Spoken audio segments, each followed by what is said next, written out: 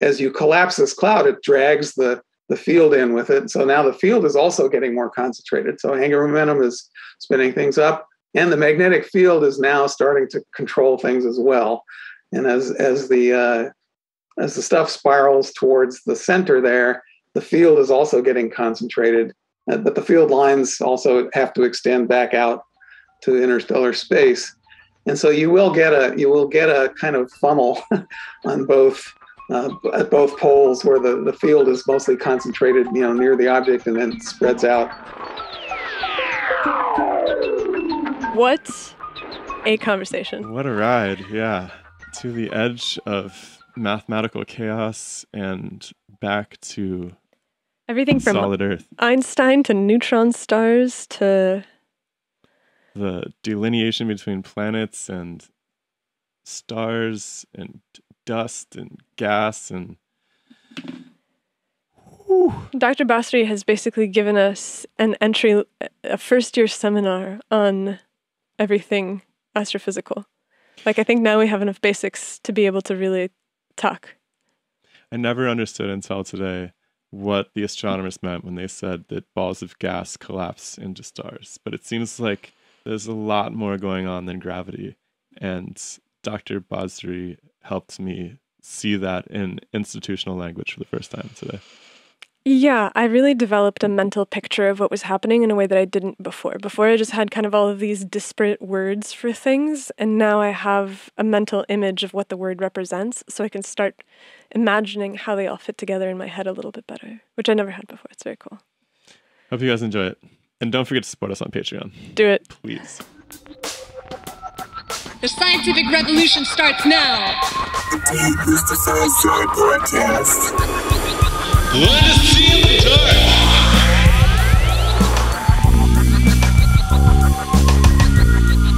Yeah, we just met with Michelle Thaler from NASA, and she gave us a really cool overview of the lives of stars, because we've had people talking about little pieces of stars, like little pieces of the lives of stars, but we haven't really discussed the whole story.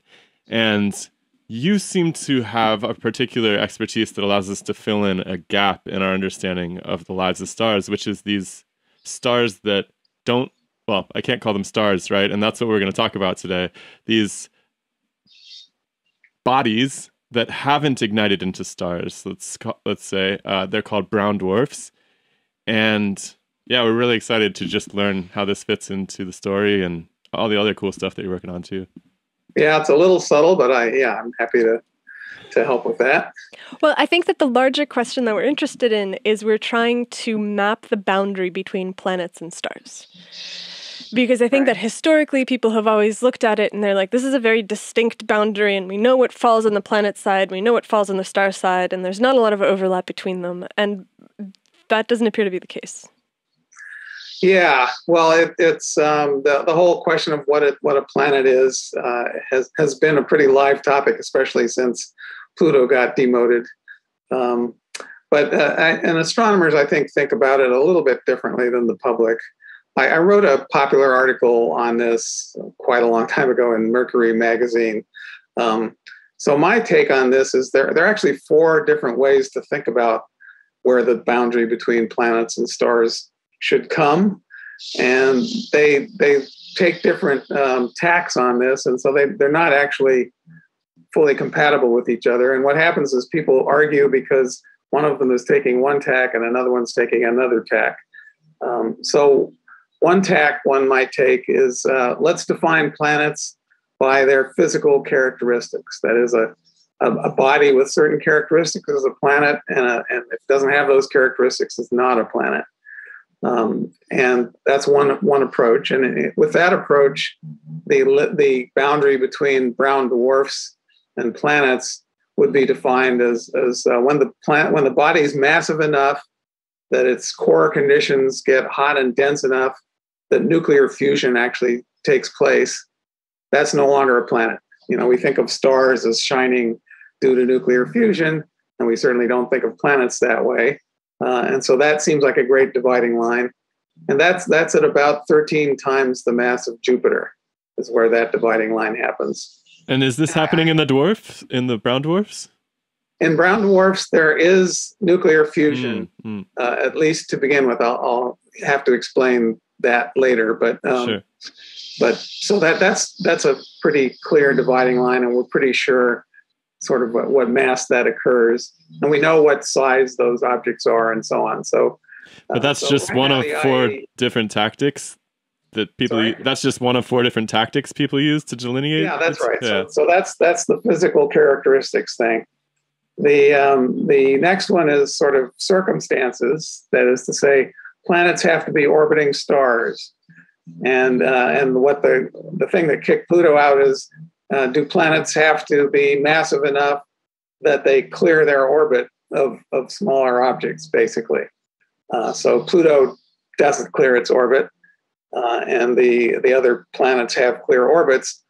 But the complaint I have with that one is it depends on where you put the planet. So, for example, if we took the Earth and we put it way out in the Kuiper belt, it wouldn't actually be able to clear its orbit because it has to do not only with the planet itself, but also where it is with respect to its star and how massive the star is. And so it's like a little too functional of a definition or something. It's too like specific to the context that it's thrown into. I also have to take one step back because I'm visualizing what you mean by path clearing. Is that the term that you used? Yeah.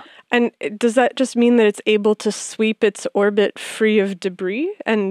Or what does that mean? Basically, I mean, it's slightly different than that in the sense that the question is the orbital dynamics between the planet and smaller objects that might be in a nearby orbit are such that they can't stay there. You know, they don't get stable orbits anymore, and so they're gone after a while. Either they hit the planet or they get ejected to some other orbit. So it gets cleared out after a while in that sense. But so I think that's a very circumstantial way to define planets. It wouldn't be the only part of the planet definition, but it's one that was important enough to kick Pluto out, and it's still there. But as I said, it's very circumstantial in the sense that you can take the same object and put it somewhere else, and it's either a planet or it's not a planet. I don't think that's a great way to define planets. I have to ask something about Pluto, which is why did it suddenly become a debate again? Was there something about the improvement in our ability to look out that made it problematic to have Pluto as a planet? Yes. What happened is we started discovering other Kuiper belt objects. There are two belts of objects in our solar system: the asteroid belt that everybody knows about, and the Kuiper belt, which is kind of like the asteroid belt, but it's out beyond Neptune.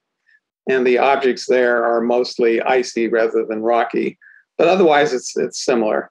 And Pluto is in there in the Kuiper belt, and so, but we didn't know any Kuiper. I mean, Kuiper. It's named for Kuiper, who was a Dutch astronomer who predicted the presence of that belt, but we didn't actually know of any objects until the mid-90s. And as soon as they started getting found, people started saying, "Oh well, there is a belt out there, and Pluto's just part of it, and so it shouldn't be a planet." The same thing actually had happened to Ceres, the largest asteroid, which we would now consider a dwarf planet also. So it was discovered because the spacings of the known planets at that time suggested there was a gap that there ought to be a planet in. And so people were looking there, and they found Ceres there. So, okay, there's the missing planet, although it's kind of small, but it's big enough actually to be a round body with geology on it and so on. But then it was only a couple of years later they found another one in a similar orbit, and then a few more after that, and then they started coming fast and furious. And actually Herschel, who had been the first human to actually discover a planet, so everybody knew about the 5 planets you can just see with your eyes. Herschel had discovered Uranus, and so he was very famous for that. And he basically led the charge to demote Ceres from being a planet to an asteroid. So he remained the only person who found a planet then for a while, until Neptune was found. So that's it's interesting that like that function so the functionality is not only that it's orbiting the sun, but also that it can clear its path. Right. And And that sort of bounds the size scale of this. But how does that work with like binary stars where there's a star orbiting a star, but it's not a planet still under that definition? Yeah, well, again, problems. Yeah. You can, so what I did in my article was I said, okay, let's say there's two basic kinds of objects based on this physical characteristic, namely whether they have fusion or not. So you have fusers and non-fusers. Then planets you could define, for example, as non-fusers that orbit fusers. But it gets a little more complicated than that, because we now know that planets can also be ejected out of solar systems. So you have these free floating or roaming planets.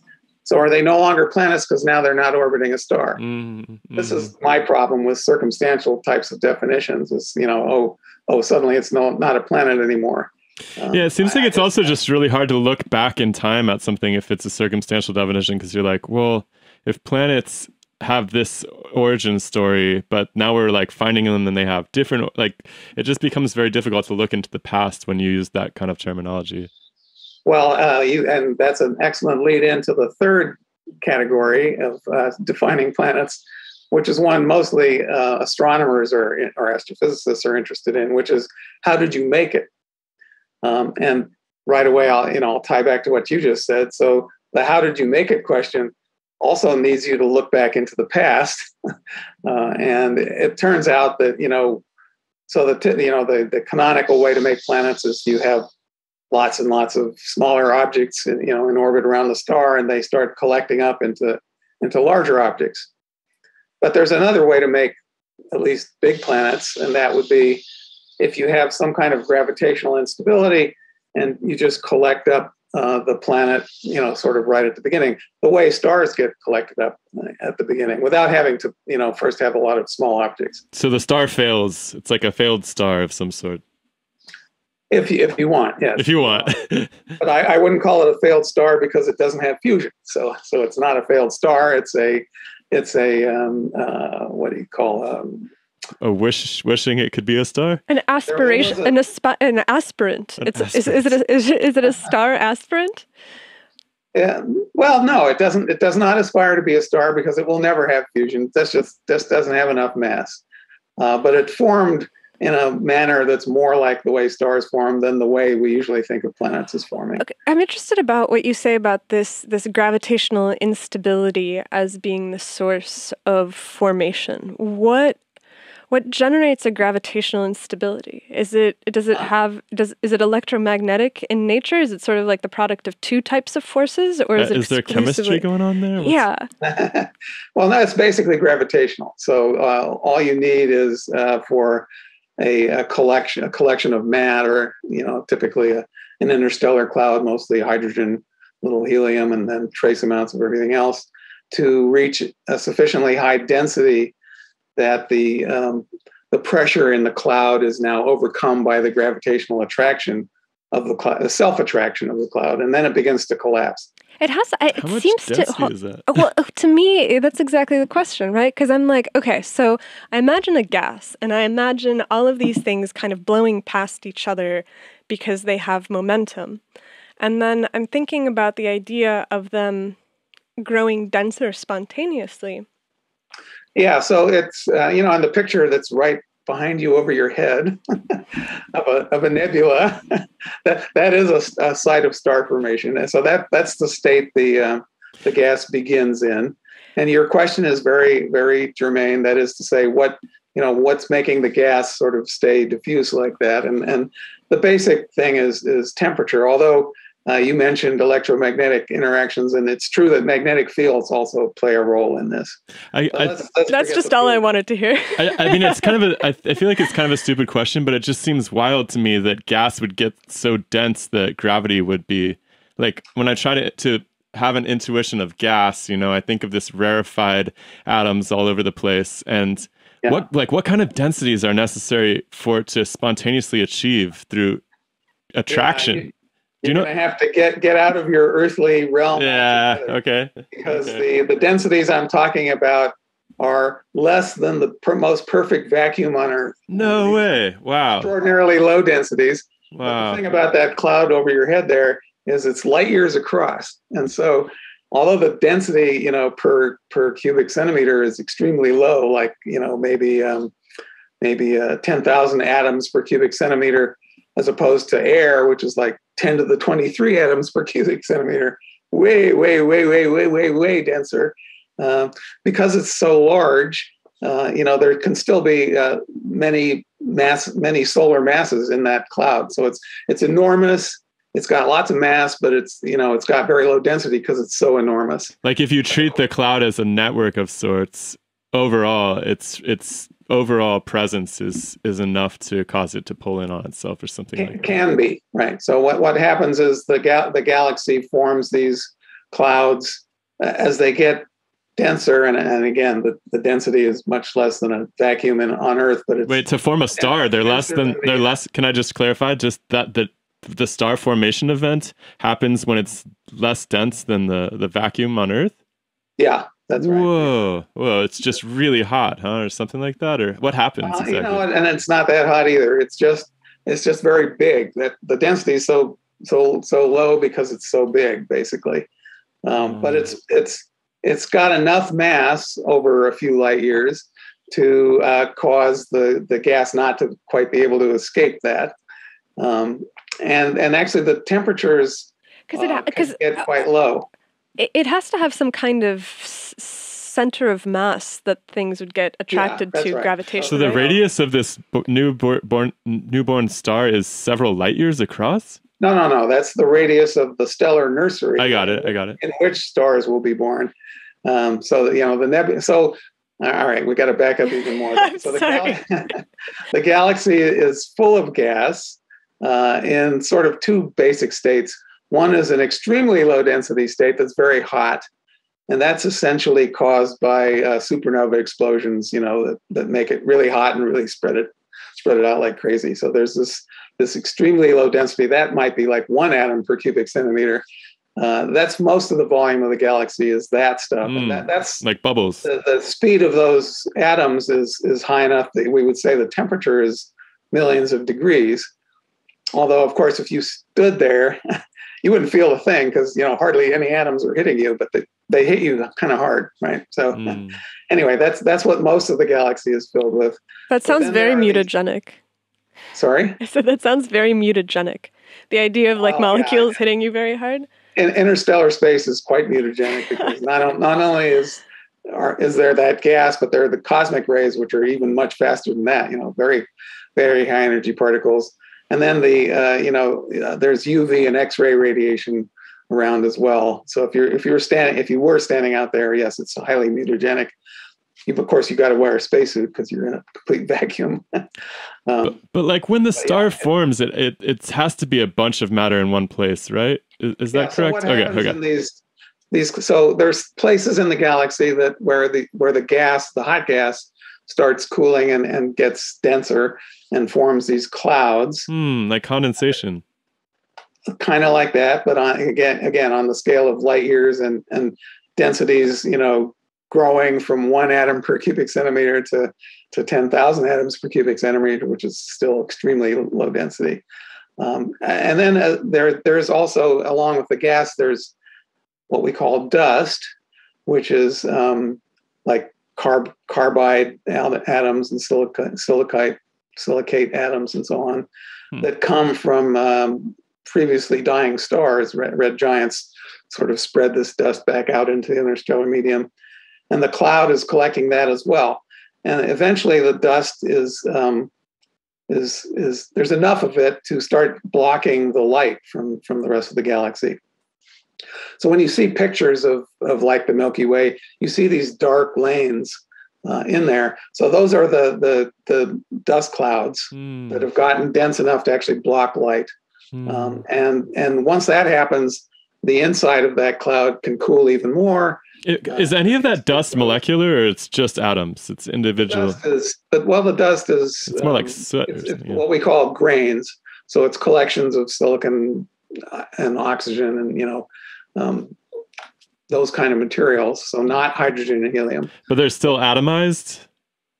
No, they're in grains. So and the grains are very small. It's kind of like cigarette smoke. It's the typical grain is like a particle in cigarette smoke. They're like little crystals. Spread way out, right? So the only reason you can't see through it is there's like 10 light years worth of it. So, if you had it in your room, you totally couldn't see it. But after 10 light years, you pick up some real opacity.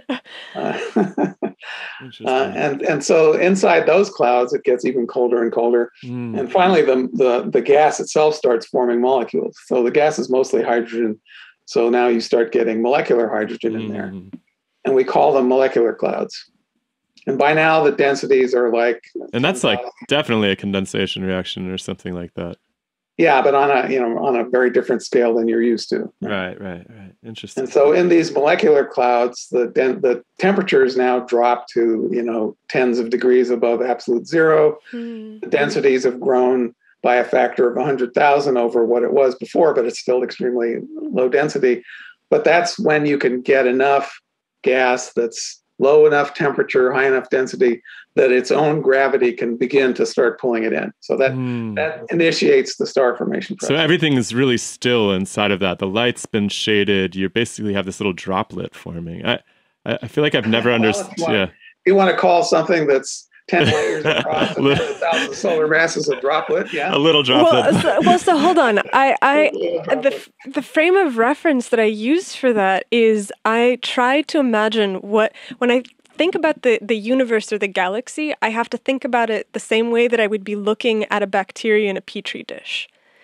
I'm a microbiologist. That's like, and so for me, I'm like, okay, so if I was to put the galaxy on a petri dish and be looking at it, because I studied the shapes of bacterial colonies, right? And so for me, I'm like, whatever's happening in one of those arms, I can see it almost on this molecular, very, very human level as a reflection of it. And I like to imagine the parallels in processes to something that I can see in front of me because it allows me to visualize something so massive in a way. I mean, it's analogy. It's why people use analogies. To make a long story short. I can feel you on that one. So if you look at a picture of a spiral galaxy and imagine that's a pattern in a petri dish, then there's all these little lumps in it.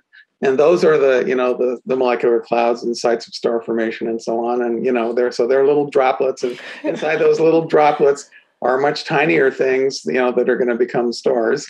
Well, it might not be like totally far out of an analogy because we just had David Grinspoon on the show. He wrote a paper recently with, was it Sarah Walker and Adam Frank about this planetary scale intelligence. And we had this long winding conversation about figuring out what it takes. Is there a community of organisms if you are to call the Earth an organism? And at some point you're starting to look at this whole galaxy in this different biological lens. And, it's still pretty far out, but it's not entirely without rationale. Well, here's what I would like to do with that, which is to say that the same processes that cause spiral galaxies with their disk-like structure and their spiral arms and so on, the same physics is behind the star formation process, because what you end up with so this molecular cloud, which is, originally a blob, basically of some amorphous shape, it starts collapsing under its own gravity. It collapses down by a factor of 10,000 in volume or more, but it ends up looking like a kind of like a spiral galaxy with the star at the center of it and a swirling disk of gas and dust around it, which can even have spiral arms. And the reasons for those disk-like formations are the same for the galaxy, for disks around supermassive black holes, and for disks around normal stars. It's just a fight between gravity and angular momentum that causes these like a figure skater tucking it into a ball or something. It's very much like a figure skater, yeah. Or if you're at home and if you just spin around, your arms fly out from you. If you try to spin I can't do it here. This is the opposite process. So, okay. So it starts with its arms, super extended, and as it's pulling them in, as gravity pulls them in, it starts spinning faster and faster until the stuff is in orbit. And once it's in orbit, it doesn't need to fall in anymore because now it's in orbit. And so, on the other hand, if you're dropping along the rotation axis or that parallel to that, you're not gaining any angular momentum you're not gaining any speed as you fall in. And so that's why it flattens. Basically, stuff can fall freely from above it and below it and sort of meet in the middle, but stuff cannot contract indefinitely, along the equator, because eventually it ends up in orbit. And so that's why you get a disk. So stuff with different amounts of angular momentum end up at different distances in the disk. And that same process can be repeated once more within the disk, and that's that process that I was talking about. If you want to form a planet directly, you would want to get a portion of the disk to collapse under its own gravity again, and then you get a mini disk with a planet at the center of it. And that's different from building it up with lots of small objects. So those are the two formation mechanisms, and astronomers want to define planets that way. Like if it formed by its own gravity and made a disk, that's not really a planet, but a planet has to be built up with small objects. But like I said, when we actually look at planets, we don't know how they formed. And they could be very diverse formations too. I mean, there are at least these two channels. Yeah, that's right. Or, it's also true, as you say, you can have a mix, so it's something, a thing that's forming gravitationally is also going to eat little objects if they're close by. So that could be mixed. I have a question. So when we talk about these stellar nurseries that are in the dark bands of the galaxy, is the only thing that decides if you become could that gas be small enough to collapse to form just what ends up appearing to be like a rogue planet, and then also be big enough to form a Jupiter size and also a sun? Yeah, well, that's actually a topic of current research. The answer is probably yes. We think it, so the brown dwarfs, which are in between stars and planets, definitely form that same way. And then we see these rogue, multi-Jupiter mass planets. And frankly, we think some of those might form the same way as well, although others of them may have formed around a star and then been ejected by another Jupiter mass planet. So it looks like the picture is complicated, but the answer is, we think right now that you can make objects down to planetary mass that is below fusion limit in that same way that I was talking about making stars. Looks that way. That's a very, very cool and unifying perspective that satisfies me on a fundamental level. I've never been so satisfied with someone explaining this. We went through this with Michelle the other day too, and it's really interesting to me because people always hear this word gravitational collapse, and it seems like it's a little short-sighted because there's so much other cool stuff happening there, right? There's this cooling process, there's this condensation, the soot or the dust getting involved. It's this very complex recipe almost to make this happen. And of course, the gravitation plays a huge role over. How long does it take, by the way, for this? Yeah. Yeah. I was about to say over eons, but no, it actually does. It takes a few 100,000 years usually. Whoa, that's wild. So fast. Yeah, once the molecular core is really dense enough to collapse, it'll collapse over a few 100,000 years. So it starts off sort of these cores when they're dense enough to collapse, they're like a light year across, and now it's going to collapse down to the size of a solar system in a few 100,000 years. And that's just because it's an accelerating process, because the gravity laws work in a. Yeah, I mean, if it weren't for angular momentum, it would happen even faster. As I said, all of these disk-like things in astronomy are caused by a competition between angular momentum and gravity. And so as the thing gets smaller, the angular momentum gets more and more influential, until it stops the collapse of a particular parcel. Whatever angular momentum it started with is going to determine sort of where it's going to end up in orbit. And stuff that's got too small amount of angular momentum is going to start making the star to begin with. The stuff that can actually get to the center. And then these disks have a way of sort of shedding angular momentum. So it turned out, when people were thinking about star formation, they realized, and by the way, where does the angular momentum come from? Well, that's just sort of turbulent motions within the galaxy. If you imagine, the gas is just kind of moving around on the scale of light years, and now you want to try to collapse it. Well, one side of it's going to be moving at a slightly different velocity than the other. As you start bringing them together, they're going to have angular momentum associated with them. So we know what the typical amount of angular momentum on the scale of a collapsing core would be. And so the core, if it didn't collapse, it'd be rotating very slowly. Be like go around once every 10 million years. But because you are shrinking it by huge amounts, it goes faster and faster. And so the scale of solar system is also set by that. So the reason solar systems are sort of the scale of like 100 times the distance of the Earth to the Sun, called an astronomical unit. So these disks are typically 1 or 200 astronomical units. That's a reflection of the typical amount of spin the collapsing cloud originally had. So that sort of sets the scale of planetary systems. Yeah.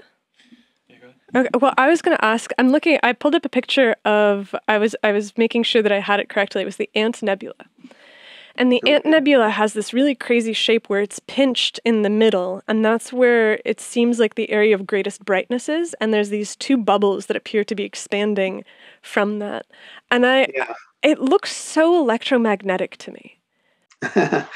Well, okay. Now, first of all, though, I have to. I think the Ant Nebula is actually a planetary nebula, so that's actually occurring at the end of a star's life, not at the beginning. But the shape is similar, and you're right. There's an electromagnetic component to it. So we haven't talked about the role of magnetic fields in this whole thing, but they do play a role. And the role they play is that the gas is mostly what we call ionized. That is to say, the hydrogen is, the electrons and the protons are not actually attached to each other, and so they're charged particles. And the thing about charged particles and magnetic fields is charged particles are free to move along magnetic field lines, and they're not free to move across magnetic field lines. Okay, so now if you imagine and then the galaxy is threaded by a very weak magnetic field. It's micro Gauss, whereas the field on the Earth is about a Gauss. But as you collapse this cloud, it drags the field in with it. So now the field is also getting more concentrated. So angular momentum is spinning things up, and the magnetic field is now starting to control things as well. And as the stuff spirals towards the center there, the field is also getting concentrated, but the field lines also have to extend back out to interstellar space. And so you will get a kind of funnel on at both poles where the field is mostly concentrated, near the object, and then spreads out from there. It's interesting how these processes kind of feed back on each other at every step in this. It's a very interesting like temperature, electromagnetism, gravity, like they're all sort of playing together to result in these incredible. They play together, and it's all of them that makes the universe the way it is, right? Mm-hmm. You made a distinction about the type of nebula that the Ant Nebula was that I didn't totally understand.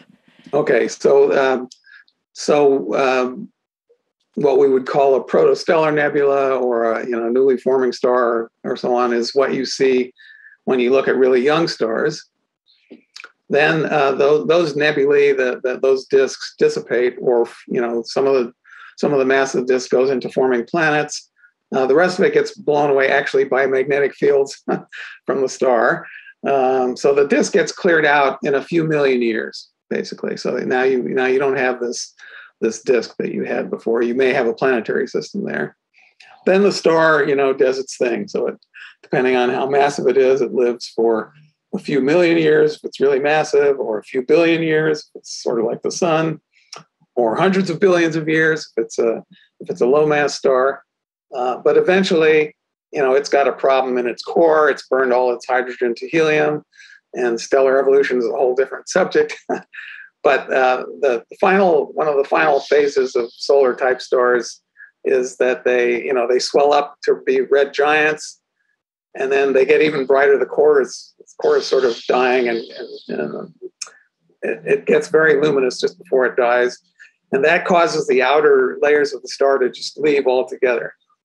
And that those leaving layers is what makes things like the Ant Nebula. So it's called a planetary nebula because when people first saw them in telescopes in like this 18th century, they didn't know what they were.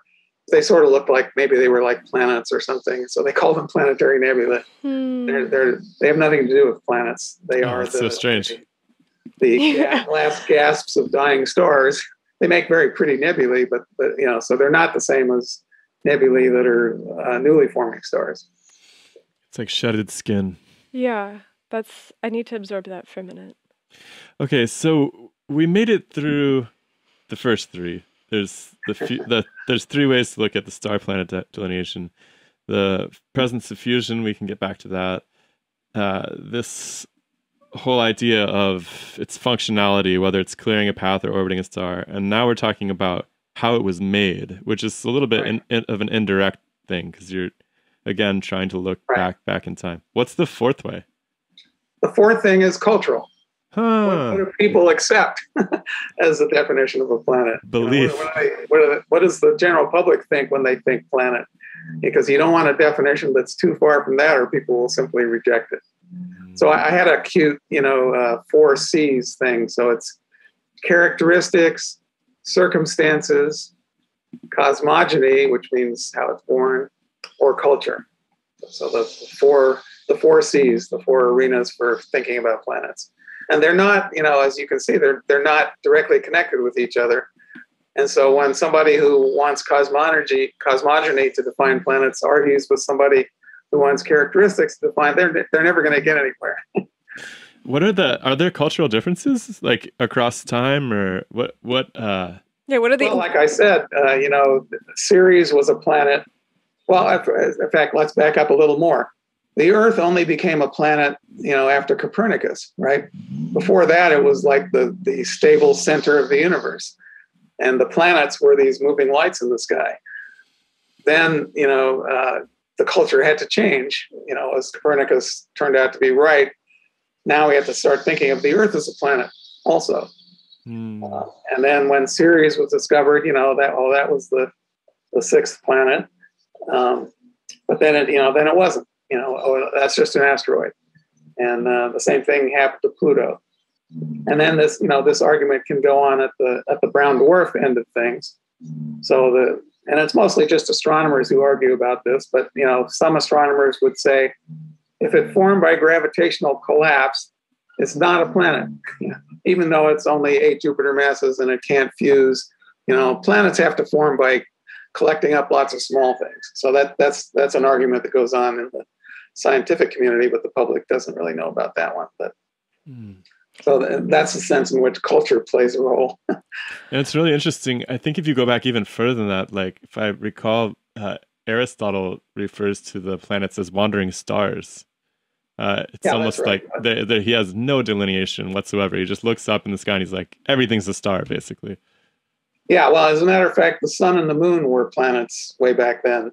And anything that moved in the sky was a planet. Yeah, that's right. A planet, yeah. I think you got them wandering stars. But somebody the other day who we were talking to, and I can't remember who this was, but they made this point that one of the reasons that they're interested in science is because of the way that science then feeds back on culture. And so the things that we believe in are going to change the way that we see ourselves in the world, in the context of our societies, everything else. And so in terms of the cultural question of what is a star, what is a planet, how does it, or how they form, or what their delineations are, in what ways do you think that feeds back on people's understanding of their own lived experience?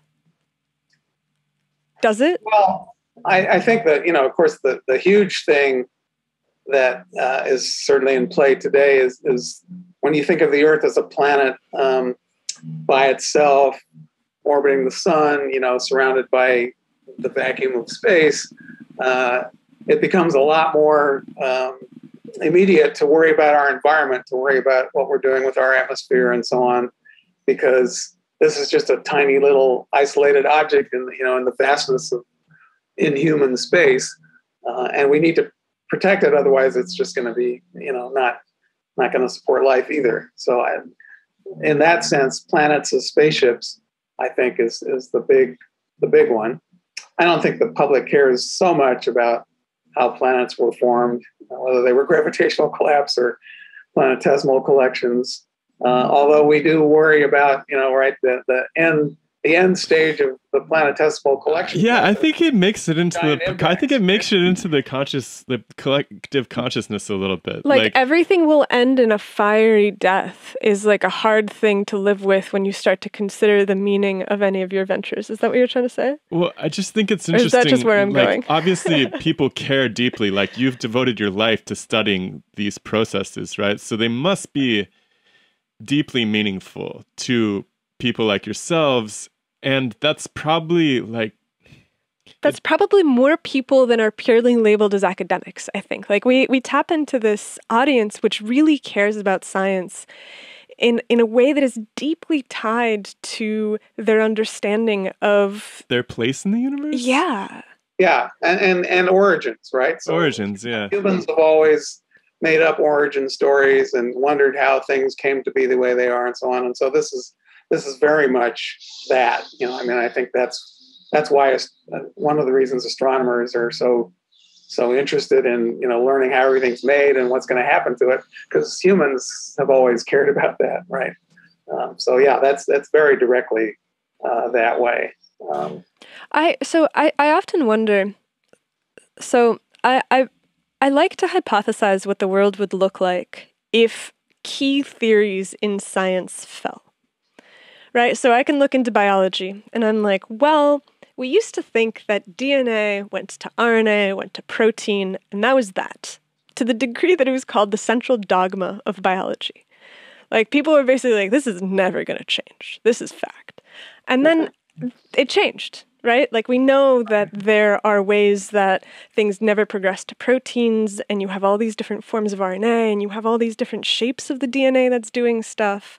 And so now we have a totally radically different perspective on the entire field. And I look as a total outsider at astronomy and astrophysics, and I wonder, how different would the theories look if the Big Bang ended up not being the correct timeline? Well, people did, the Big Bang has only been sort of the central dogma for, 60 years or something like that. That's a good point. Before that, people were, Einstein, for example, was pretty sure that the universe was sort of static and infinite. Then he realized his theory said, yeah, it can't really be like that. It's going to either collapse or expand. And so he stuck in this cosmological constant to hold it still. And then less than 10 years later, Hubble came along and said, oh, it's expanding. And, he's like, oh, yeah, actually, the theory did say that that might be the case. Forget the cosmological constant. Then in the 90s, we discovered the expansion's accelerating. We need, the only way that can happen is if we put the cosmological constant back in. So the, central dogmas in astronomy have been shifting as well. And I'm sure will continue to shift. I'm sure right now, we think 70% of the mass energy of the universe is in this dark energy, which is the cosmological constant. And then 30% of it is in dark matter, and we don't know what that is. So that's a hanging question. And then 4% of it is normal matter, the stuff that we're familiar with. So there's going to be another dogma shift when we figure out what dark matter is and what dark energy is. We just haven't figured those out yet. One of the hardest things about science is that as a detective, what you're doing is you're very much looking at the final stage of some process. Right? So the things that I see around me in the world right now are the things that are as they are because I'm looking at them at this point in time. Like, there's a stool that's across the room. I'm looking at it and I'm like, stool. But if I had seen it before, it's right. There was a tree that it was part of. There was a seed. There was this, like, all of the metal was mined out of the earth. And so the same object, as you look back on it in time, kind of coalesces from all these different things in order to be that object?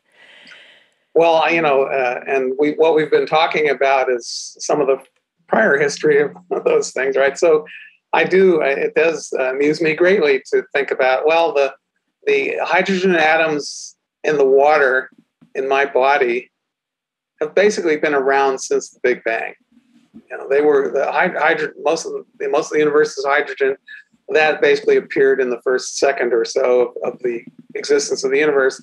And it hasn't really done anything since except, find itself here or there or the other place. And right now it finds itself in my body on this planet, right? But if I go back 5 billion years, it was floating in interstellar space in one of these molecular clouds. And before that, if you go back far enough, the galaxy hadn't even formed yet, and it was in this cosmic web, and right. So and it's probably not going to be part of your body in a few years, at least. A few years, my goodness. Well, I'm saying like it might not be in my body when I go pee next. Right, exactly. Yeah, I mean, it's almost certainly won't be in your body in a few years, but right, it could be gone in a second too. And That's so, right. Yeah. So all these things, and then the carbon and the nitrogen and the oxygen that's in the proteins.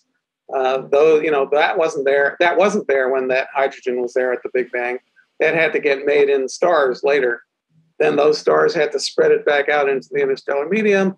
Then it had to form into a cloud, and then the cloud had to collapse into our solar system and bring it back here. So yeah, everything has a story, and the pleasure of astronomy is you get to take the story all the way back to the very beginning. And it's been fascinating to sort of study stellar evolution and figure out like where do all the elements come from? Like a couple of years ago, there was this gravitational wave detection of a neutron star merger that we also saw the light from. And what that did was it said, neutron star mergers do happen this way. It fulfilled a bunch of predictions. And there had been a mystery about elements like gold and platinum. We hadn't really figured out how could stars make enough of those. It takes a very neutron-rich environment to do that. And then people realized, oh yeah, okay. Actually, so here's my ring. It's got gold in it. That gold was probably made when two neutron stars collided with each other.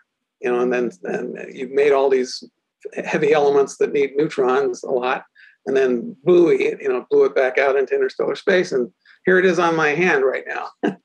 So yeah, these stories are just fascinating. So can we talk about neutron stars for a second? I was going to go Big Bang. Let's do neutron stars. Okay, back to the Big Bang. No. Let's do neutron stars. We'll get back to it. Right. The neutron stars, is their existence posited because they answer questions like this? Or are there more direct observations that indicate that these stars are made out of neutrons? Yeah, no, they're very direct observations. Stars like the sun only collapse to what we call white dwarfs, which are typically like the size of the Earth. So you have half the mass of the sun in an object that's that's the size of the Earth. Okay, which is pretty dense. So that the density of water is 1 gram per cubic centimeter. The density of white dwarf material is sort of 10 to the 8 grams per cubic centimeter. And you get an object that's sort of planet size. The more massive stars, when they collapse, there's too much mass there.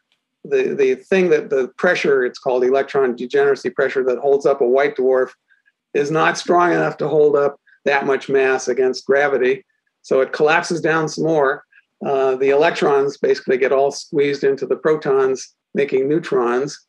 And neutron degeneracy is able to halt these things with a size of a few kilometers, basically.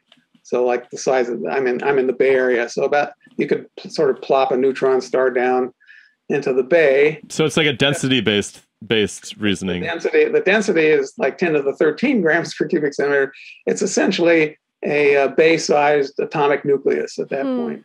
I see. So because of the fact that it's in this radius, it has this amount of material. How do you know how much material is inside of these things? Like, how do you know the density? Yeah, so it can be orbited by another star or whatever. And when you have two objects in orbit, you can always figure out what their masses are, and we can get the size. Like sometimes you get eclipses or whatever.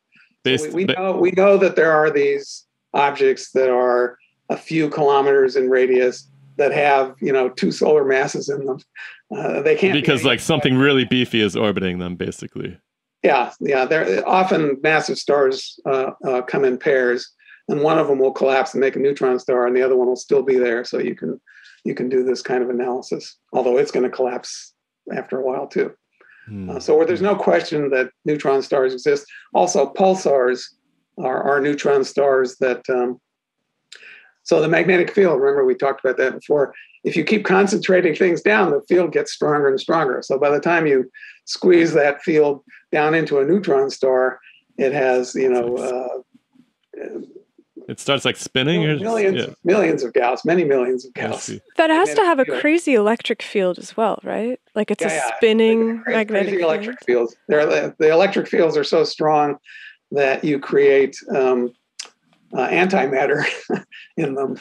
You get electrons and positrons sort of coming out of the electromagnetic field. It's so strong. Like it's just like ripping stuff in half, basically. Oh yeah, and these things are ejecting electrons at nearly the speed of light. I mean, it's a very extreme situation.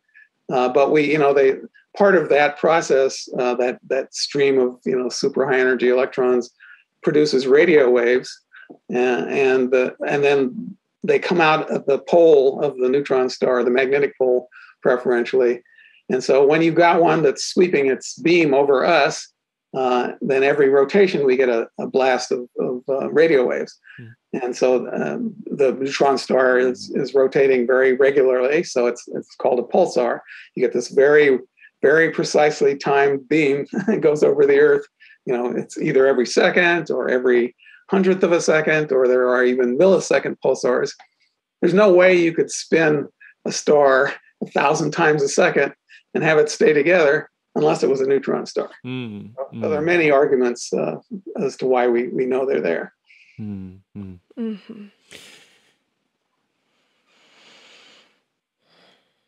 So you want to drop to the Big Bang now? I have one more question before we get to the Big Bang. I can see the gears going. I'm like, I have a tendency to talk faster, so I have to. You talked about these radio waves being produced in this way. Jupiter gives off radio waves too, right? Yes. And if we just think about it, sorry, what was that? It's also a phenomenon of its magnetic field. At what point does light begin to glow in these objects as they transition from, balls of gas into planets or stars? I don't quite understand your question because they are always emitting electromagnetic radiation. Even very cold objects emit it. It's just a question of this is like the hyperfine transition or something, like something very, very radio wavy.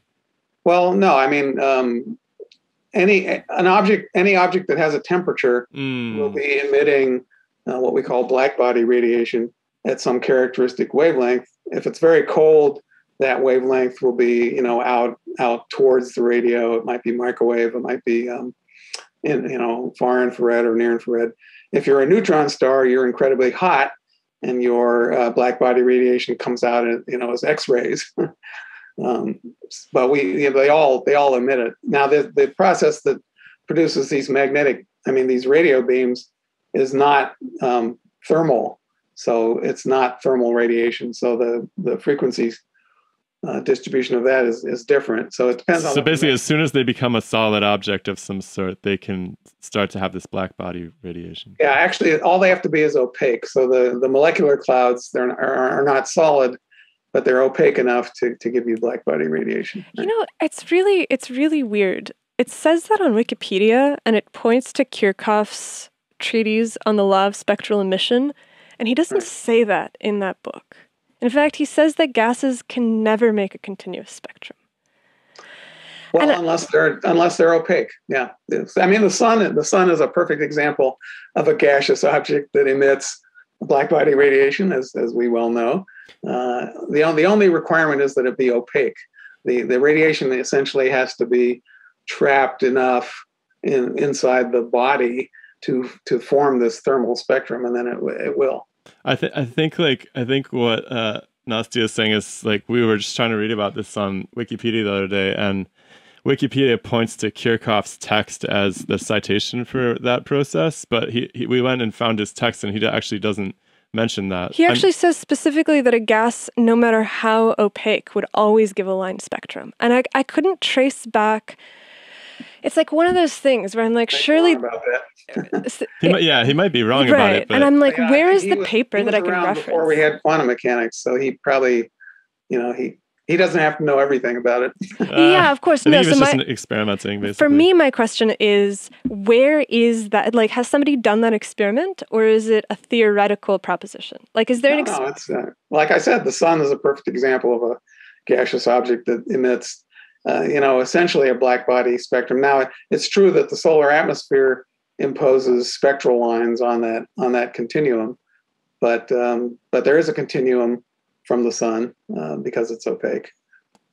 And there's a continuum from these molecular clouds too, for that matter. So this is, I don't know, I think that, so from what I understand of like why gases give off line spectra, it has to do with the fact that they're not bound to each other in the same way that, so a condensed matter object gives off a line spectrum because you have electron delocalization. And the way that I imagine it is that if you have the object and there's this lattice through which the electrons can flow and they can kind of resonate, it's that smooth kind of like analog resonance that gives you the complete sweep of the spectrum. And just like infinite degrees of freedom or something. Yeah, exactly. Like it can go in all the different frequencies. But when you look at something that's molecular like a gas, you have these you have very small subunits, and so they can only vibrate at a particular sort of frequency, and so you're into extremely subtle and deep physics here at this point. I'm sorry, this is literally it comes up all the time. So much time talking about this. This one's come up a few times. I'll try to help you out there. I mean, everything you said is basically correct, except that there are also continuum processes in gases. For example, if you ionize the gas, that can be done with a whole bunch of different frequencies. It's only bound transitions that are restricted to very particular frequencies. So if you look at the overall possibility of all possible interactions of light with gas, you'll get continuum ones as well. They're not nearly as opaque as the line ones, but they're there. And when I say the gas has to be opaque, I mean it has to be opaque to all frequencies. And so these continuum processes, which might be much less important, are going to have to come into play before I'll call the gas opaque. And so that's why you can eventually end up with just a thermal spectrum. So does it have to be a plasma in order to achieve that? It doesn't have to be a plasma, no, because a plasma just means that the particles are charged. They can be bound, it can be neutral. The molecular clouds are not, they have both plasma and not plasma. But the basic idea is you don't see these continuum processes until you have a huge aggregate. You enough, right? You got to have enough gas to see them, right? And then you'll get the thermal spectrum, and not before, right? Yeah, that's really interesting. Yeah, because it's really interesting. We can't reproduce that on Earth, but if at this scale is what is the limiting. Yeah, it's astronomical scales. You get a lot more freedom there. I would say so. That's definitely true. All right, back to the Big Bang, Dr. Benderbury. All right. Let me return to my notes here. So, I have a lot of half-written sentences. One question, was there something before the Big Bang or no? I say no. Time started at the Big Bang. So you can't have anything before time because that doesn't make sense. Stephen Hawking used to use the analogy of if you travel south on the Earth, you can keep going south. When you get to the South Pole, you can't go any more south. Nope. If you keep going, you're going north now. Mm-hmm. Doesn't matter what direction you come in at. Once you hit the South Pole, you're going north. So time is perhaps like that. So you can go back to the beginning of the Big Bang, but you can't go past the beginning. You can't go before the beginning. It's not really defined. Otherwise, it's not the beginning. If you go before it, then it wasn't really the beginning. Mm-hmm. So, yeah, we had we had Julian Barber come on the show a few weeks ago. We tried to make sense of. We had to make sense of some of this stuff, and I don't know that his concepts are very hard to make sense of. I worked very hard, but I think I sort of vaguely got it eventually. We were trying to talk to him about it, and he got kind of mad about one of the questions we asked. But I think that it was because he has like a very mathematical conception of the origin. And I remember I was trying to have a conversation. I was trying to ask him about the way that, integers are it has to do with how you define star versus planet, right? The integer is something that we define based off of whatever measurement system we're trying to look at. Mm-hmm. And I think that there's this tendency to like try to parameterize all the way down, but it's like when you get to these places that are so odd and weird, you can't parameterize anymore because it falls below the level of. I mean, he was making an argument that the universe in the beginning, quote unquote, was because it was perfect quantitatively. There was this like beautiful quantitative. It was like a beauty argument for nature, and we were trying to make sense of what was so special about. We were trying to understand why yeah, exactly. Was he talking about symmetry breaking? That it was beautiful because it was fully symmetric. Essentially. Yeah, but that doesn't answer the question of what came before. Yeah, so it's like, is there a condition that could look like the Big Bang but not be the start of everything? Because I think about this so biologically, where I'm like, well, obviously there is a moment of birth for all sequence of events. There has to be, because that's the life that I have. For all of us, there's a moment of birth. But like we were talking earlier, all of my atoms came into this node of birth from all of these different places. And so is it possible that what we see as the Big Bang is just this momentary crossing of all of what has made us? Well, yeah, I mean, so people have had theories of sort of cyclic Big Bangs where the universe recollapses to the big crunch, and then you get a Big Bang again, and essentially sort of almost erases everything that came before, so you think it's the beginning again. Conceptually, that's possible. This universe, as far as we can tell, ain't never going to recollapse. In fact, its expansion is expanding, is accelerating. Another way out of this is to start adding dimensions. And actually what Julian Barber does in his book on time is say, time is just a particular cut through a higher dimensional universe that happens to be causal, essentially. And so that makes it look like time. But if you took a cut in a different direction, it would look like chaos. You can have a sort of a beginning to the Big Bang if you allow for at least one more dimension. So in the fifth dimension, you can create this four-dimensional object, our universe, at a particular quote moment in the fifth dimension. But that wouldn't be our time. So it's you still have to start our time at the beginning of our time. You could talk about embedding that in some sort of meta time and say, oh yeah, well, before that it was, it wasn't our universe, and it was in this meta time, it was something else. But that's not quite fair, because when we talk about time, we're really talking about our time. Yeah, it's not clear how that really clarifies anything as far as like a physical theory of me understanding where this planet came from, or my body, or anything like that. Doesn't all those things happen within our four-dimensional space-time. So those we can there. You just need to stick to the Big Bang and later. Well, one of those dimensions is it's dynamic, right? So I mean, if you're just talking about where the material itself came from, it doesn't totally satisfy it to even bring time into the material discussion. Yeah, because I think about the fact, like, the universe is subject to time because time is just a measurement of change. Yeah, a measurement of change between any two objects, and you happen to have a lot of objects that are all moving past each other, and so you have time. Yeah, no, it's not that simple, or it's not quite that way. You're getting dangerously close to my very favorite subject, which is what is time? Okay, all right. All right, let's do it. but it's time is one of the four dimensions of the universe, and what Einstein showed is you shouldn't talk about time. You should only talk about space-time, because time and space can be traded off against each other. So while it may seem like time is all about change and space is about directions and so on, it's not actually that way. You can the faster you move through space, the slower you move through time, because in the sense that you're moving. Okay, so now you got me going. In the sense that you're moving at all, we're all moving at the speed of light. All of us, all the time, everywhere. Everything moves at the speed of light.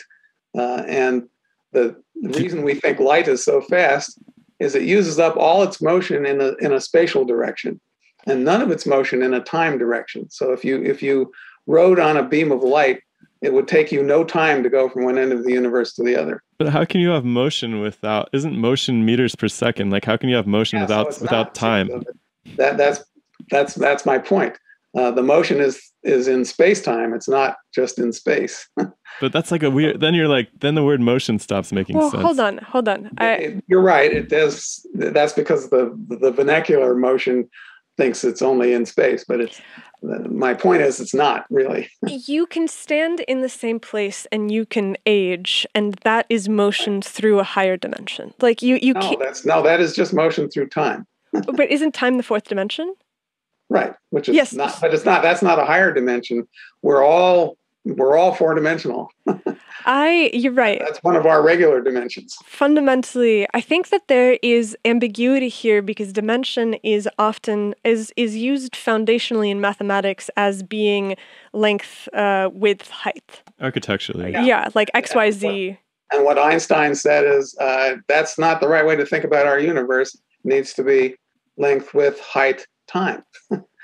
Your vector needs to be a four-dimensional vector, not a three-dimensional vector, if you want to describe things properly. And so we're sitting, you think you're sitting there, still, and only moving through time. You're not actually. We're able to measure your absolute motion in the universe. So I can tell you, you're actually moving at 625 kilometers per second in the general direction of the Virgo supercluster, even though you think you're sitting still. However, that's still a small fraction of the speed of light. So most of your motion is actually in the future, towards the future. But other objects have different amounts of motion through space and through time.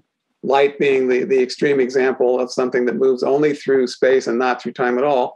You can also imagine something that moved only through time and not through space at all. We just have to subtract out that 625 kilometers per second you're moving at. And then you'd be sitting there and you'd be moving only through time and not through space. So you'd be aging a little faster than anyone else in the universe. But motion has to always be relative to something, right? Like you just said, I don't feel like I'm flying through the galaxy at 600,000 kilometers per second or whatever it was. And that's because you're the same. So that's one of those dogma changes. Einstein would have agreed with you, but he wasn't right. We know how to establish the absolute frame of reference in the universe because of the Big Bang. So he didn't know about the Big Bang. If you measure the Big Bang in all directions and you get the same temperature everywhere, you're standing still with respect to the universe. And I know you're moving at 625 kilometers per second because we measured it, and we get a blue shift in the direction of the Virgo cluster and a red shift in the opposite direction. So we know we're the Earth is moving at a high velocity relative to the universe. And his point is everything is moving at the speed of light. And you can figure out how much your motion is through space and how much of it is through time. At the speed of light relative to the center of where the Big Bang was alleged to have occurred? Is that the idea? Just at the speed of light. It's what it really is it's yeah. I mean, this is going to get too complicated, but no. This is so fascinating. Please. It's the space-time present, if you like. The space-time present is defined by your space-time interval to the Big Bang. That's the way in which that's what you said is right. So everything, the causal relation between everything is set by everything has the same space-time interval between it and the Big Bang. And then the next interval, everything has the same interval again, and so on. So if you can think of anything as ticking, the ticking would be your space-time interval between you and the Big Bang. But that might be partially spatial and partially temporal. Is that theoretical or measurable? Like, can you measure your distance to the Big Bang this year versus 50 years from now and see a difference? Well, yes, and I mean, in principle, to the extent that you can measure the distance to the Big Bang precisely. Right now we're not that precise. We know it was about 13.7 billion years ago. But yeah, if you could measure it precisely, the answer would be yes. And the change would be. We also know that we move what we call 50 years into the future when 50 years passes. That's what I was going to say. However, if you're not moving at the rate we're moving, you're moving at some other rate, then you won't be 50 years old. You'll probably be less. Or if you're sitting near a black hole, remember time also goes more slowly in a gravitational field. So depending on where you sit in the universe, 50 years passes for us on Earth, but it may not pass for you, depending on what you're doing. So this is interesting because for me, I think about this in terms of physiological processes, right? Like, what does it mean for 50 years to not pass for you? It means that in the same amount of time that this person here is experiencing something that can be measured by the objects in their own body changing how they interact with each other, right? Like one of the most convincing models for aging is the fact that stuff just breaks, right? You accumulate mutations over the course of a lifetime, and eventually you accumulate enough mutations that things just stop working optimally and nothing regenerates. And entropy. Entropy, yeah, exactly. And so... And I think there's entropic arguments for the arrow of time, too. Who was it? Somebody or other famously made yeah. There are, right? So to your point about bodily processes. Oh, what I was saying is is there something what I would imagine is that there would be a different environmental condition that actually caused those processes to run differently in order for that person to not have 50 years of time actually pass for them, because biological things have their own periodicity. Yeah, but they all happen in time, and time is actually running slower if you're going faster. If you're using up your motion through space instead of through time, those processes they'll proceed at the same rate according to your watch on your wrist. But somebody who's not moving with you will say, "Oh, your watch is running really slow." You said something really interesting about being able to ride a photon across the universe instantaneously. Can you elaborate on that? Yeah. So special relativity says two things about actually both space and time. One is that the closer you go to the speed of light, that is through space, the slower your time runs relative to someone who's not going that fast. And the second thing it says is that in your direction of motion, length itself contracts also. And the closer you go to the speed of light, the more it contracts. So if you're on a beam of light, what happens as you cross the universe is you claim A, it didn't take any time, and B, I didn't go anywhere. It was right in front of me there, because the length is also contracted equally. So that's very weird, but that is the result of special relativity, and that is highly verified experimentally. So well, it seems like it's not like that's a question. That is how the universe works. Okay, so what is the experimental evidence for this? Oh, there's lots of it. Okay. For example, you can accelerate. So certain particles in physics live for a certain amount of time, often extremely short. You can accelerate them and move them close to the speed of light, and then they live longer. And they live longer by just the amount special relativity would predict. You can take an atomic clock, and you can take it in orbit around the Earth, and it's an extremely precise clock. And you can have another exactly duplicated clock on the ground, and then you can compare them. And sure enough, the one that was moving around the Earth ran a little less long than the one that was sitting on the Earth. Now, those make sense to me, because it makes sense to me that you have this clock that's basically measured on how fast this cesium atom vibrates. Right. And then if you put it under a lot of gravitational pressure, it makes sense that it would vibrate slower because it's but it does, no, that's not what happens. What happens is time runs slower. The cesium atom doesn't. But the time is defined by what the output of the clock is, right? Yeah, it's like because I think that what it is that it's counted by number of pumps. And so each time the atom pumps, it's basically on Earth set to be X number of pumps per second. But and they take it in. Earth's gravitational field does not affect that at all, except in slowing time down. It's not like it has an effect on the... we forgot to define time. Sorry. I can't believe we've gotten this far. I really wanted to hear how you define time. I think that's really critical here. Because I thought time was just like what clocks do, basically. That's one way of defining it, sure. It is the fourth dimension of space-time. The way I would define it is, it's one of the components of the space-time vector that you use to describe where anything is. And by where, I mean where and when, right? But yes, proper clocks measure it. That's true.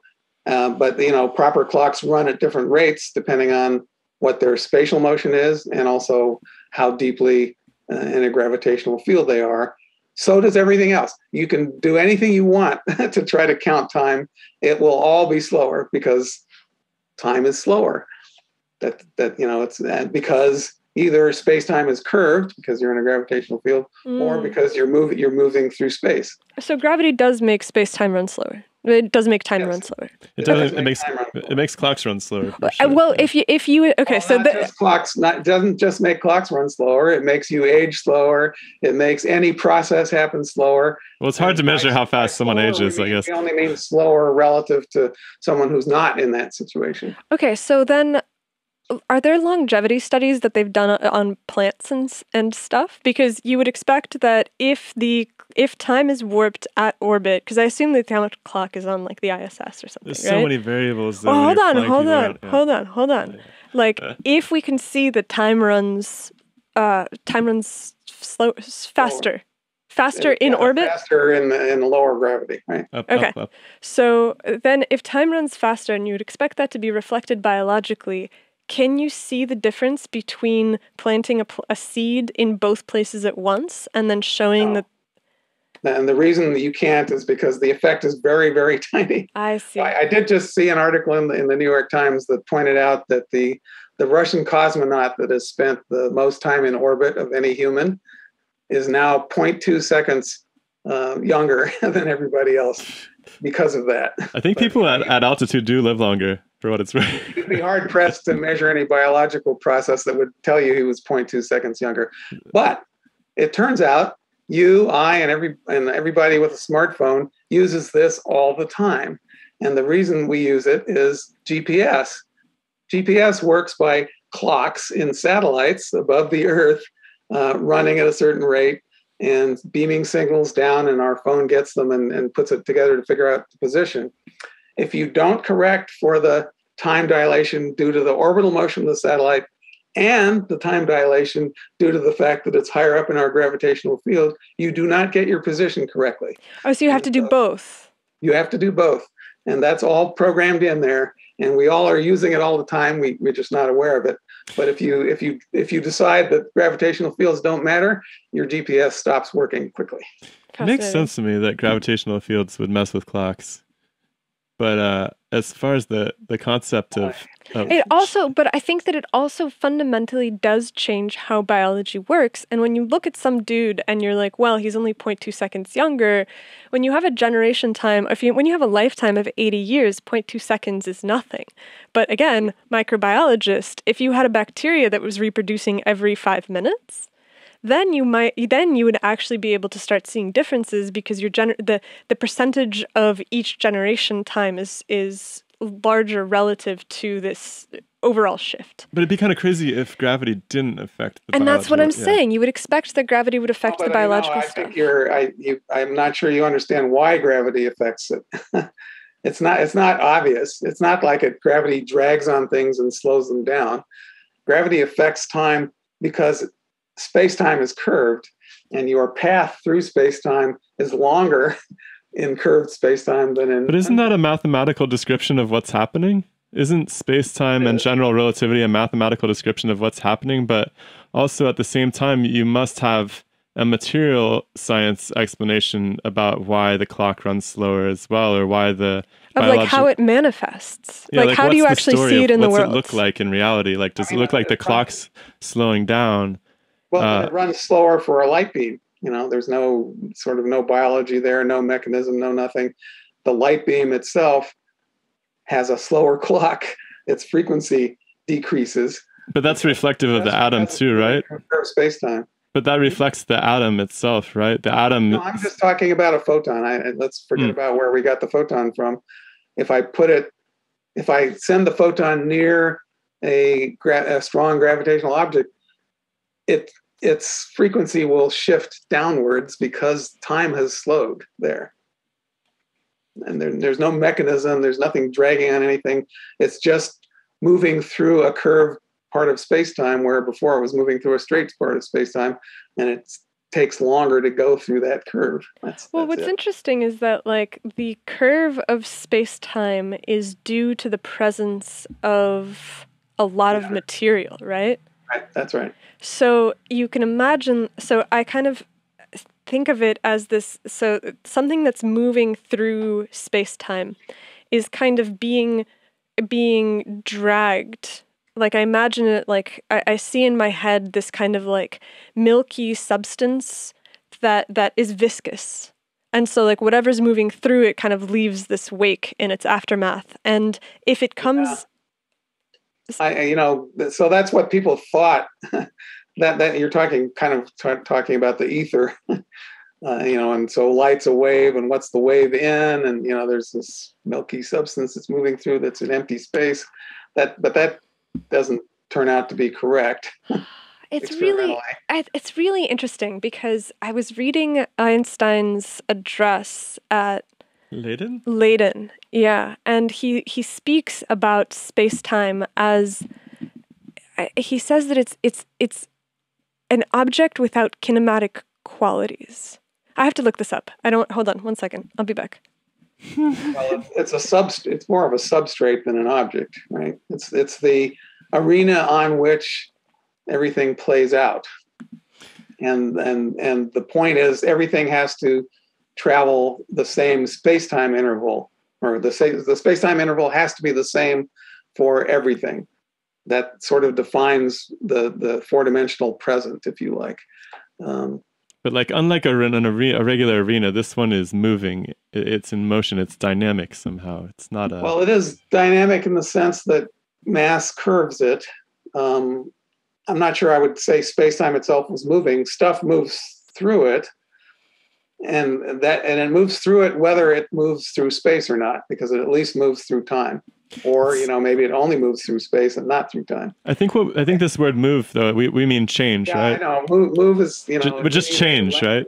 Change. I would love, so this sentence, so it is his address at Leiden in 1920. And he says, and it's a lecture about ether and general relativity. Where he's basically talking about the fact that he's talking about this shift from the old world to the new world. Though the ether of the general theory of relativity is a medium which is itself devoid of all mechanical and kinematical qualities, but helps determine mechanical and electromagnetic events. So he sees it as a medium, but he sees it as a special kind of medium. Yeah, that is not their medium. So what does it mean for the ether to be a medium devoid of mechanical and kinematical qualities? I think what he means is it's the substrate on which all mechanical and properties play out. I think that's what he means by that. And so it has to push and pull upon the objects that are in material reality somehow, right? Like it has to affect their paths. It does affect their paths. Yeah, everything has to move, and this word "move" is very bad. And I'm gonna give you maybe one of the topics for our next conversation. I too am bothered all the time by the idea that things move through space-time and they move only through space or move only through time. the truth of the matter, and Einstein says this in a different lecture, I guess, is nothing moves. The universe is a four-dimensional object, and the time coordinate is one of its dimensions. And this now we're getting into the block time universe. So nothing moves. Everything, all times coexist, and all spatial points coexist. And it's just this structure that's really tiny, dense, and hot at one end, and really huge, open and deep and cool, cold, and empty at the other end. And time doesn't actually pass. We have the illusion of time pass. So Einstein did say, when he understood, it was Minkowski who interpreted his relativity as meaning that there has to be a four-dimensional space-time. And when he got that, he said, oh, well, henceforth, we shall understand time to be simply an illusion, but a very persistent one. Yeah, that's what I was going to say. It's like, it's not, that kind of line of thinking is very difficult for me because it doesn't seem practical in the everyday sense. Like it doesn't. It is not. It is totally not practical. Like, and if our goal, like in science, is to explain things, like we want to understand how stuff happens. My training is in biophysics. I think that this comes back to culture. Your training is in biophysics. Sorry, go ahead. No, go ahead. I think that there is I think that there's a cultural aspect to what we imagine, because this way of thinking puts you in line in a chain of events, I think, in a way that other types of thinking don't. There is a specific, when you think of things in the fourth dimension, you are forced to think about cause and effect and the path traveled in a way that you don't have to when you think about things in 3 dimensions. And I think that is kind of if you can treat human cognition as something that develops over time, I think that this is the era of really beginning to understand the impact of time and history and realizing that we come from somewhere. And I think that this kind of thinking is key for that, because it puts it into the realm of science. I like that. And what I say about the impracticality of it all is the following. Another thing that we know from modern physics is that my hand is not solid at all, and neither is the brick wall. If I bang my head against the brick wall, it's an insubstantial thing hitting another insubstantial thing. If you take all the empty space out of the Earth, it gets to be about this big, which is what happens in neutron stars, by the way. You take this whole, star that was 10 or 20 times the size of the sun, and you make it the size of the bay, and you do that by just removing all the empty space that was there. So we know from modern physics that all the solid objects that we're familiar with, including the Earth, are not actually solid. They're entirely empty space, almost entirely empty space. It's just fields. But they're effectively solid. What good is it to know that? I don't know. I'm not going to hit my head against the wall, even if it's not really solid. But it's interesting. It gives you a different sort of perspective. I think it also gives us the ability to realize that our perceptions of reality and so on are just our perceptions of reality, that reality is, maybe quite different, or maybe there's not one version of reality at all. It just depends on how you perceive it. That's what I was going to say, is like philosophical. Where I come from in biophysics, we always inscribe our theories to like very tight circumstances. Like I studied a very particular kind of water, and that water would actually behave like almost with the equivalent viscosity of ice under certain confinement circumstances. But we would never call it viscosity because it didn't really flow. And so we'd have to say, well, this is the effective viscosity. And what we mean is like those molecules have this particular rigidity and so on and so forth. And I think that we get into these bizarre circumstances when we start talking extremely generally, like about the whole universe all at once, and these fundamental physics questions, because they don't have a context anymore. And we're like, it just becomes very nebulous for me to like hold these concepts in my mind, because they're not necessarily related to anything that I can, deal with in a material sense. Yeah. And I completely agree, and it amuses me to go down these philosophical paths just because it's amusing, not because I think it's going to be useful in some way. I think that it's useful because in many ways, and we have to let you go, so perhaps this is sort of a question to think about for next time. Like, yeah, lightning round. Yeah, is the very end of the very last bit of physics where we're talking about all of these incredibly like small and relativistic quantum events, is this where magic still lives? Sure. Yeah, I mean, what do we mean by magic?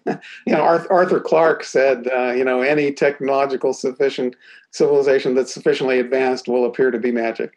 Magic is that part of our world which we don't understand at all, but it seems very amazing, and so yeah, I think this stuff is like magic. The difference between this and magic, though, is when we're doing the actual science, we demand that the experiments tell us what is going on, at least some part of what's going on.